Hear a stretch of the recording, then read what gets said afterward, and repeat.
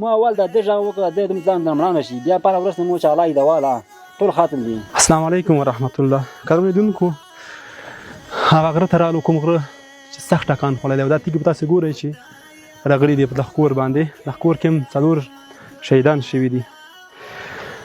دا ورونه به وپوښتو چې دغه غر چې کله تیږې راغلی څه رقم تعویضونه دلته کېدل؟ دلته داسې مناوزونه کېدل که راکټ تپې او ون چې خلاصېږي په دننه غرغرای دم د مای د دلډازي چرچرېږي په دننه خرخرای چرچرای شروع شو. دا تیږې چې راونې ته کوم بله منډه واخیستله؟ دغه چې راونده په کټا که نه چې کټا ډانګه شو موږ به کټا ډانګه شو چې کله مو ولدل چې دا تیږې پوست نه راغلي دي که نه؟ دغه تیږې هم دي دغه هم دي دا پوست هم دي د پوست څومره جلدي شي دغه په دا کې هغه سپینې غټې غټې تیږې هم دي دا سپینې غټې غټې دي هغه لاره وینه لاره موږ کور په منځ کې چې دغه هغه د پسه نه راغلي ده. بله دغه نه غټه ده دا په کور کې ولده بله کیزه بوخته په ووتله او په دې نه غټه ده.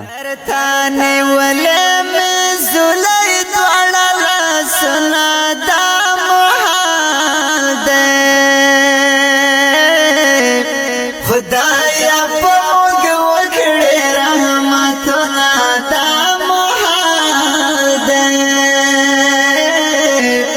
خدایا په موږ وکړې رحمتونه.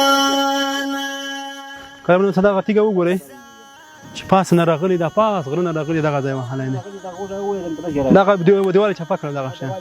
الله اکبر څومره غټې غټې تیږې راغلي دغلته. د غر ډشکه وخوړه داسې وخوځېدو وخوځېدنه مکمل داسې وړي بل مخ ته د چا په غم کې شو چې کله دغه ډشکه یې وخوړله؟ ما اول د دې ژغ وکړه د دې ځان درملانه شي بیا پر ورسته مو چې الله دې والا ټول خاتم دي الله مې دوا الله مې نسبت کا اول سر کا اول غاښ چې مو د کټا ډنګ مو خالي دې دا کوم چې دې نشته ما پنه ورسته مو الله ذکر شي دي کو مو چې الله دې دوا. کارمدونکو دغه مونږ 1 لک افغانۍ سپارو چې دې کې مونږ سره شوکت افغان روډ 2 کالدار کومه کړی وه چې 15,940 افغانۍ کېږي.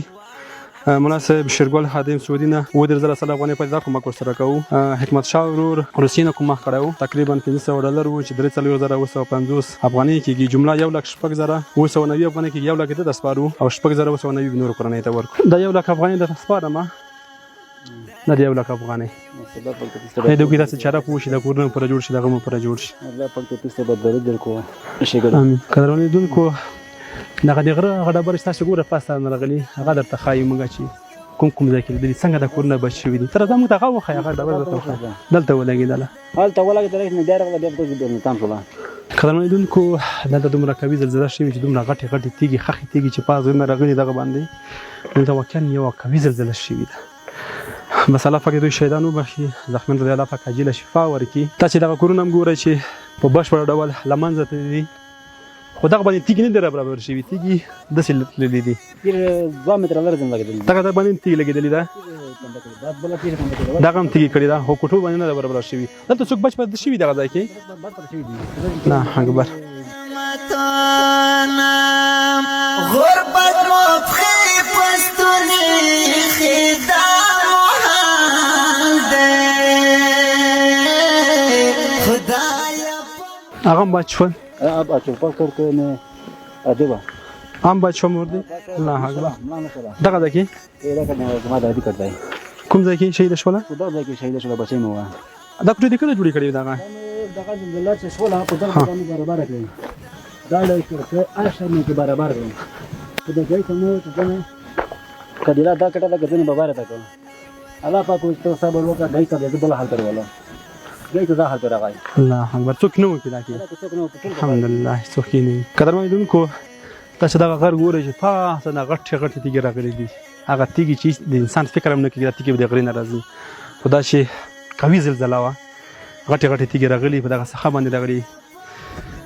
بدبختانه به ووایي چې دا کور کې 4 شهیدان شوي دي بیا هم خوشحاله وي چې ورونه مې ژوندي دي نوره کورنۍ غړي ژوندي ده بچ پاتې شوي دي.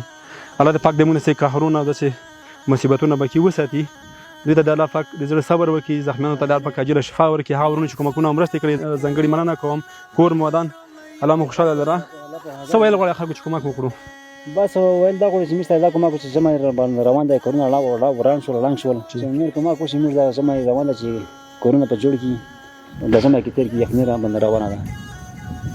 زه خدای مهربان دی خدای مهربان دی قدرمنو لیدونکو دا خپرونه په همدا ځای پای ته رسوو ځو نورو کورنیو ته زموږ د راتلونکي خپرونې تعقیب کوئ هلته به هم کومکونه او مرستې کوو موږ سره اوسئ زیاورا